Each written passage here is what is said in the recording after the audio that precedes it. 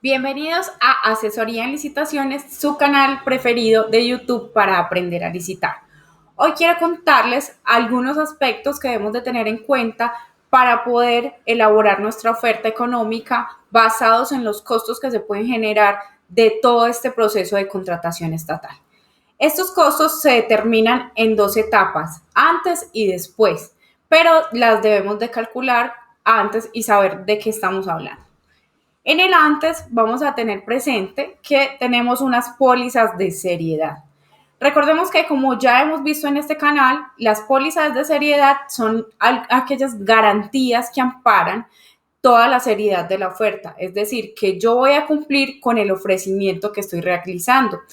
Esta póliza de seriedad es un requisito obligatorio para poder participar. Es decir, todas las empresas que deseen participar en el proceso de contratación deben de tenerlo. De lo contrario, si yo no tengo este registro de participación, que es la póliza de seriedad, mi propuesta no va a ser evaluada. Esta se presenta usualmente en las modalidades de contratación que tienen requisito como previo la póliza de seriedad. ¿En cuáles son las modalidades? Licitación pública, selección abreviada menor cuantía, selección abreviada subasta inversa y concurso de méritos. Pocas veces se requiere en los procesos de contratación de mínima cuantía, que los conocemos como invitación pública, 10% de la menor cuantía o simplemente mínima cuantía. En estos usualmente no se requiere, pero tengamos presente que si nos podemos encontrar un proceso de mínima cuantía donde se requieran pólizas de seriedad, debemos de presentarlas. Si no las presentamos, nuestra propuesta va a ser rechazada. Este costo lo vamos a tener presente cuando vamos a enviar la póliza, a mandarle a hacer la póliza a la aseguradora. Vamos a mandar el pliego de condiciones definitivo. En el caso de las mínimas cuantías, la invitación pública. Ahí nos van a cotizar. ¿De qué depende este valor de esta póliza? Del presupuesto oficial que vamos a presentar. Algunas empresas prefieren hacerlo directamente por el valor de su oferta y no tiene ningún problema, otras por el valor total del presupuesto, que es lo que yo recomiendo, y puede ir desde los 50,000 pesos hasta pólizas de 3 millones de pesos, y todo depende del valor del contrato o del proceso al cual nos vamos a presentar. Es decir, que esta póliza debemos tenerla presente al momento de calcular los costos de presentación de oferta y posteriormente saber cuánto vamos a requerir de dinero para ejecutar un contrato determinado. Hay que tener presente estos valores, y más aún cuando son pólizas de 600, 700, 1 millón o hasta 3 millones de pesos. Luego también vamos a tener presente qué vamos a hacer a la entrega. Cuando son procesos en SECOP 2 no hay ningún problema en cuanto a la entrega como tal del proceso. Pero si lo vamos a hacer por el SECOP 1, recordemos que estas propuestas se entregan de manera física. Al entregarlas de manera física vamos a tener una serie de costos que se derivan de estos procesos. ¿Cuáles son esos costos? La forma de entregar la propuesta requiere una documentación física. Muchas veces son propuestas de 100 hojas, 200 hojas que necesitan 2 copias.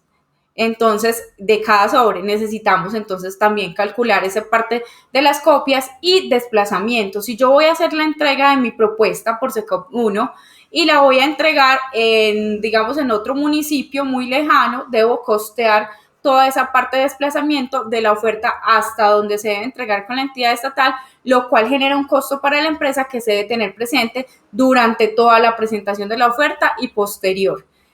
También vamos a tener presente la compra de los certificados. ¿Cuáles son esos certificados? Usualmente son el certificado de existencia y representación legal de la Cámara de Comercio, o si somos persona natural, el registro mercantil, que puede llegar a costar entre 6,300 o 5,000 pesos. No es mayor cosa, pero va sumando.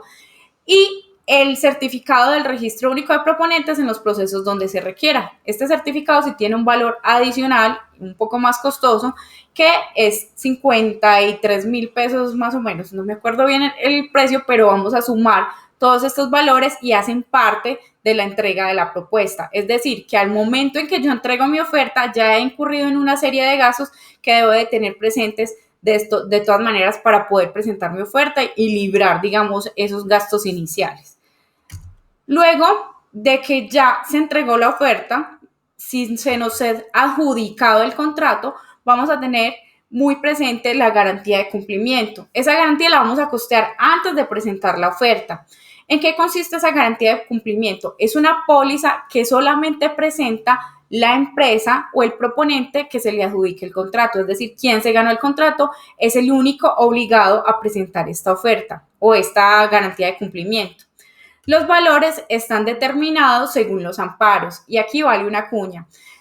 Resulta que en el canal de asesoría en licitaciones en IGTV y también en Instagram está un live que hice el mes pasado con una persona que es una asesora de seguros y nos explicó cómo se calculan estos costos y cómo se puede llegar a determinar cuál es el valor posible de la garantía de cumplimiento. Estas garantías de cumplimiento tienen algunos rangos, como estabilidad de la obra, calidad de los bienes o servicios, manejo de los anticipos, pago de los aportes. Hay una que se llama responsabilidad civil extracontractual, que es como digamos que cuando hacemos algún perjuicio a un tercero durante la ejecución del contrato, y esto es similar a las pólizas de los vehículos, cuando compramos una póliza de unos vehículos o hasta incluso el mismo SOAT, cubre todos los daños que se hagan a ese tercero. Esa es la responsabilidad civil extracontractual. Ya hemos visto la parte de las pólizas, pero aquí lo quiero enfatizar. ¿Por qué? Porque vamos a mirar que esto tiene un costo sobre la presentación de la oferta. Y si yo no lo tengo presente, entonces cuando me gane el contrato voy a empezar a descontar una serie de valores que no me van a dejar percibir al 100% la utilidad que yo tenía proyectada. Acá, ¿qué podemos hacer con esta póliza de cumplimiento? No se puede decirle a la entidad estatal, cotíceme cuánto puede llegar a costar, pero sí se le puede pedir un valor aproximado a la misma aseguradora que nos hizo la póliza de seriedad. El porcentaje que se ampara normalmente sobre esto es el valor del 20% del contrato. Lo mismo que la póliza de seriedad no quiere decir que vamos a pagar el 20% del valor del contrato o en la póliza de seriedad el 10%. Simplemente es el valor que nos tocaría pagar en una multa en caso de incumplir con alguno de los aspectos que están o en la póliza de seriedad o en la póliza de cumplimiento, que también se entiende como garantía única. ¿Cómo nos damos cuenta de que el proceso tiene esta serie de pólizas? Cuando leemos los requisitos de participación, ahí vamos a encontrar que nos están exigiendo y luego cuando aparece en el último capítulo las condiciones del contrato, dice las obligaciones del contratante, las obligaciones del contratista, los impuestos y las pólizas que se generan. Ahí nos dicen qué porcentaje se tienen que asegurar y qué valores vamos a cubrir. Tanto también cuando estamos organizando la propuesta, en los documentos de la presentación aparece la póliza de seriedad. Entonces, estos aspectos los vamos a tener en cuenta cuando estemos calculando todo el costo de la oferta económica que estemos generando. Al igual que algo muy interesante que se llaman las estampillas y los impuestos. Las estampillas son, yo lo determino así, son donaciones obligatorias que se tienen que hacer cuando tú te ganas un contrato. ¿Cuáles son estas donaciones? Un porcentaje pequeño del contrato van a ir destinados a unos valores que yo estoy pagando en cuanto a ciertos aspectos que se están trabajando o a ciertos programas. Por ejemplo, en pro de la cultura. Ese en pro de la cultura es un dinero que yo estoy donando obligatoriamente, porque se llama estampillas, a esas obras que se están haciendo o esas actividades en pro de la cultura, en pro de la universidad, dependiendo de la universidad donde estemos ubicados, del adulto mayor, y podemos encontrar otros. ¿Cuántos llegan a sumar normalmente? Pueden llegar a sumar, en ciertas partes he visto que llegan a sumar hasta el 17%, en otras partes el 8 o el 10. En los procesos de contratación nos relacionan las estampillas que se van a deducir. ¿Cómo se pagan estas estampillas?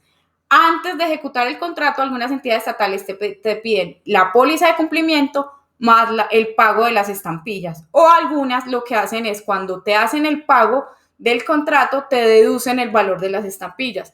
Por eso hay que tenerlas muy presentes, porque ya en un video anterior de costos les he comentado, si yo no tengo en cuenta y me van a descontar el 10% de las estampillas y yo en el precio de venta, es decir, en la oferta económica, solamente apunté a ganarme un 10%, no tuve presente las estampillas, me descuentan el 10%, ¿qué me voy a ganar? Nada. O en el peor de los casos puedo llegar a perder. Por lo tanto, hay que tener muy presente esto. Si la entidad estatal dentro de los pliegos de condiciones no relaciona las estampillas que va a deducir, podemos por medio de observaciones solicitarle que nos aclare qué estampillas va a realizar en caso de adjudicarse el contrato. Si no hay una respuesta oportuna, simplemente vamos a darle un porcentaje aproximado, dependiendo de procesos de esas mismas ubicaciones, porque podemos ver que son departamentales, municipales. Entonces vamos a buscar procesos de esa misma entidad o de entidades similares en donde sí estén las estampillas, o simplemente ponerle un porcentaje general. Yo siempre utilizo un 8 al 10% que le voy a sumar, tanto en las pólizas como en las estampillas, al costo total del proyecto. También tenemos entonces las deducciones adicionales que contablemente y tributariamente las debemos de tener presentes, que son las retenciones que se realizan al momento de realizarnos los pagos, que son la retención en la fuente, RTIVA y RTICA, que funcionan dependiendo de nuestras obligaciones tributarias. Basados en esto, ya tenemos todos los costos que debemos de tener presentes. Hay unos costos que en este momento no estoy manejando porque dependen de la razón social o del objeto social de cada empresa y de la actividad económica que realicen, que son los costos de mercancía vendida o de servicios, de personal, de transporte de la mercancía hasta ciertos lugares. Todo eso depende de las actividades económicas que nosotros vamos a prestar y de los objetos contractuales. El último paso, entonces aquí viene el tip, es que vamos a hacer ese cálculo de todos esos costos desde la etapa precontractual, es decir, desde que estoy presentando la oferta, voy a tener presente la póliza si me llego a ganar el contrato, las estampillas que me van a deducir, para poder elaborar mi oferta económica, para tener todo eso muy bien calculado y que al momento de realizarme el pago o de ganarme el contrato, no me dé cuenta que es que me gané un contrato con una serie de deducciones y de costos que realmente no me van a dejar percibir la utilidad que yo estaba deseando ganarme.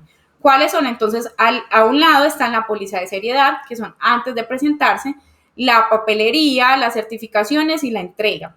Y ya los que se van a generar en caso de que me adjudiquen el contrato, que serían la póliza de cumplimiento, costos de ejecución, estampillas e impuestos.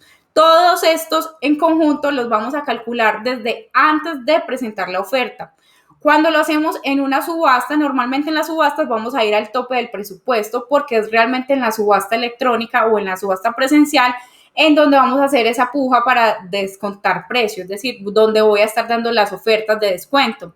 En ese caso, cuando yo voy a asistir a la subasta como tal, lo que tengo que tener muy claro es esos costos que tengo dentro de estos valores más los valores de ejecución del contrato para poder saber cuál es el tope mínimo al que puedo dejar el contrato, para así después, cuando me adjudiquen ese contrato, no quedarme con una sorpresa que quizás puedo llegar a perder dinero si lo ejecuto. Espero que les haya gustado demasiado este video o tan siquiera que les haya gustado. Si les gustó, me pueden dar un me gusta acá, una manita arriba. Si no se han suscrito, se pueden suscribir, es totalmente gratis y aprenden muchísimo.